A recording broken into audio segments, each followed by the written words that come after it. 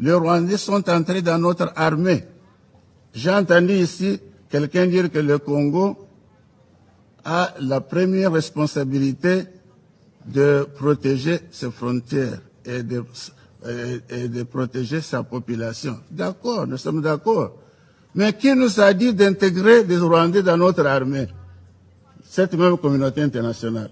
Chaque fois qu'il y a une petite rébellion, on dit « Ah, il faut négocier ». Et puis en négociant, vous devez inclure les gens dans l'armée. Et ce monde venait avec leur rang autoprogrammé. Tout le monde vient, moi je suis général, moi je suis colonel, moi je suis major. On leur donne ce poste. Ils n'ont jamais une formation militaire qui justifie ces rangs-là. Mais c'est comme ça. Alors nous avons une armée qui est infiltrée. Comment voulez-vous que cette armée soit capable de vraiment protéger la population?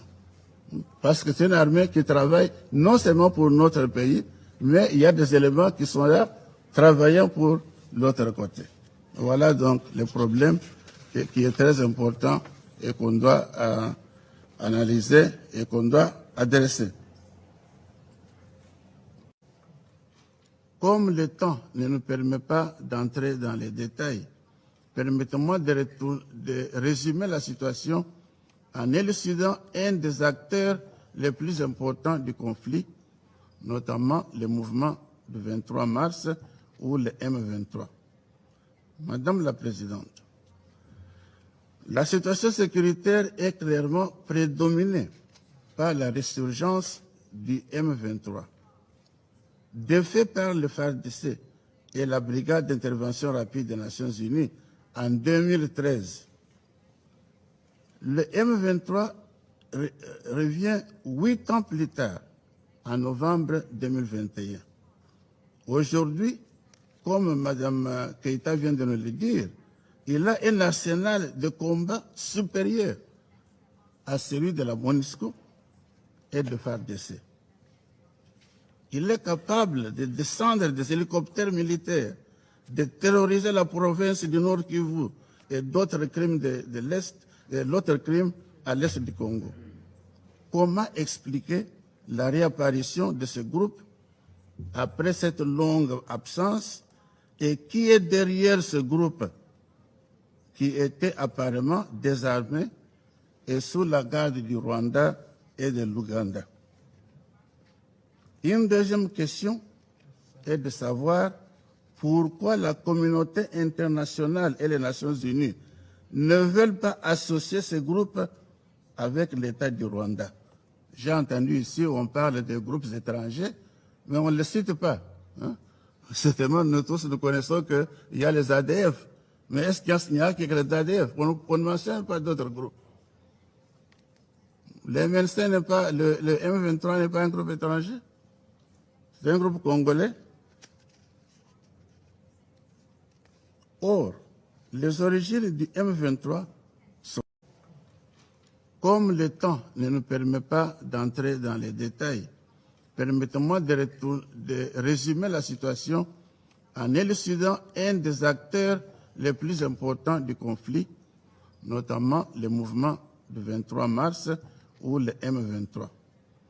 Madame la Présidente, la situation sécuritaire est clairement prédominée par la résurgence du M23. Défait par le FARDC et la Brigade d'intervention rapide des Nations Unies en 2013, le M23 revient 8 ans plus tard, en novembre 2021.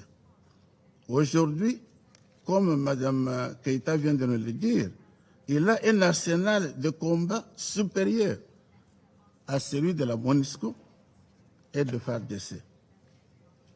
Il est capable de descendre des hélicoptères militaires, de terroriser la province du Nord Kivu et d'autres crimes de l'Est, et l'autre crime à l'Est du Congo. Comment expliquer la réapparition de ce groupe après cette longue absence et qui est derrière ce groupe qui était apparemment désarmé et sous la garde du Rwanda et de l'Ouganda? Une deuxième question est de savoir pourquoi la communauté internationale et les Nations Unies ne veulent pas associer ce groupe avec l'État du Rwanda. J'ai entendu ici, on parle des groupes étrangers, mais on ne les cite pas. Hein? Certainement, nous tous, nous connaissons qu'il y a les ADF. Mais est-ce qu'il y a que les ADF? On ne mentionne pas d'autres groupes. Le MNC n'est pas, le M23 n'est pas un groupe étranger. C'est un groupe congolais. Or, les origines du M23 sont bien connues.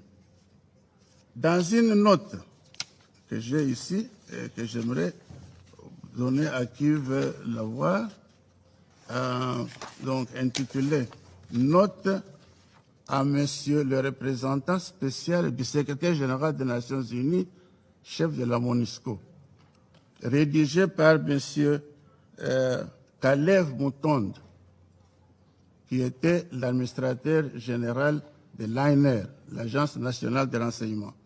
Donc, transmission de la liste de commandants assimilés et hommes de troupes du M23 non éligibles à l'intégration au sein de des FARDC.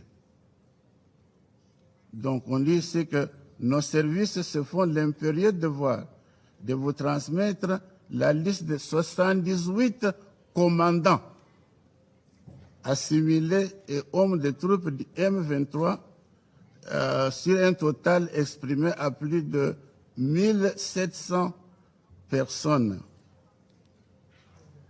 non éligibles à l'intégration au sein de FARDC, élaboré à la demande du ministre ougandais de la Défense, le docteur Crispus Kiyonga, à l'issue des séances de travail qu'il a présidées avec une délégation de M23 le 11 et 12 septembre 2013 à Mbarara, en Ouganda.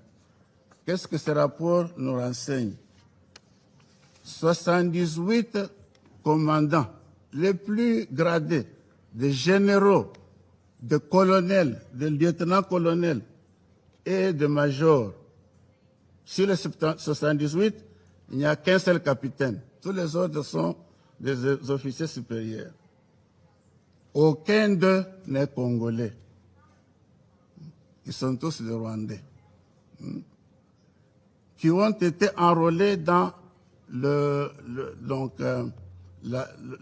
l'armée de M. Kagame, le Front patriotique rwandais, quand il a commencé sa guerre contre le régime Habyarimana en 1990. Après avoir pris Kigali et le Rwanda, ils sont entrés dans le RCD Goma, Rassemblement congolais pour la démocratie. Et comme vous le savez, quand Laurent Kabila a pris le pouvoir, le commandant, le chef d'état-major général de l'armée congolaise était un officier rwandais, James Kabarebe. Ce n'est pas un Congolais, un officier rwandais. Son adjoint, Den Monyosa, également rwandais. Donc, ce qui fait que les Rwandais sont entrés dans notre armée. J'ai entendu ici quelqu'un dire que le Congo a la première responsabilité de protéger ses frontières et de protéger sa population. D'accord, nous sommes d'accord. Mais qui nous a dit d'intégrer des Rwandais dans notre armée? Cette même communauté internationale. Chaque fois qu'il y a une petite rébellion, on dit « Ah, il faut négocier ». Et puis en négociant, vous devez inclure les gens dans l'armée. Et ce monde venait avec leur rang autoprogrammé. Tout le monde vient, moi je suis général, moi je suis colonel, moi je suis major. On leur donne ce poste. Ils n'ont jamais une formation militaire qui justifie ces rangs-là. Mais c'est comme ça. Alors nous avons une armée qui est infiltrée. Comment voulez-vous que cette armée soit capable de vraiment protéger la population? Parce que c'est une armée qui travaille non seulement pour notre pays, mais il y a des éléments qui sont là, travaillant pour l'autre côté. Voilà donc le problème qui est très important et qu'on doit analyser et qu'on doit adresser. Dans une note, donc je parlais de note de Calais Bouton, de l'agence de renseignement. Cette note est disponible. Si vous voulez la voir, je ne suis que très heureux de vous la donner. Donc, je peux vous donner quelques noms de ces messieurs. Donc, après le Rassemblement démocratique, le Rassemblement congolais de démocratie qui a été formé en 1998, il y a eu la formation du Congrès national pour le développement du peuple, de Laurent Nkunda. Cette organisation était aussi contrôlée par le Rwanda.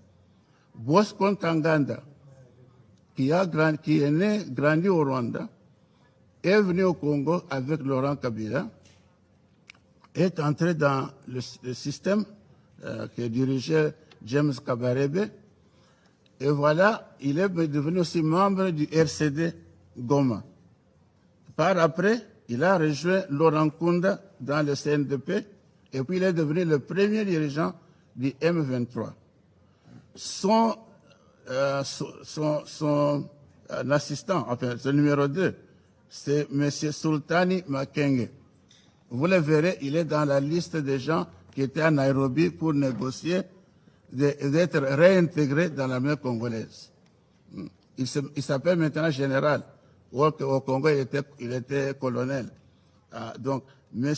Sultani Makenge a commencé sa formation dans les forces de Kagame depuis l'Ouganda, avant donc la prise du Rwanda par le régime. Donc, vous voyez qu'il s'agit d'une milice de l'armée rwandaise et non pas, il se peut qu'il y ait des Congolais, je n'en doute pas. Il se peut qu'il y ait des Congolais dans le M23. Mais le groupe est contrôlé par le Rwanda.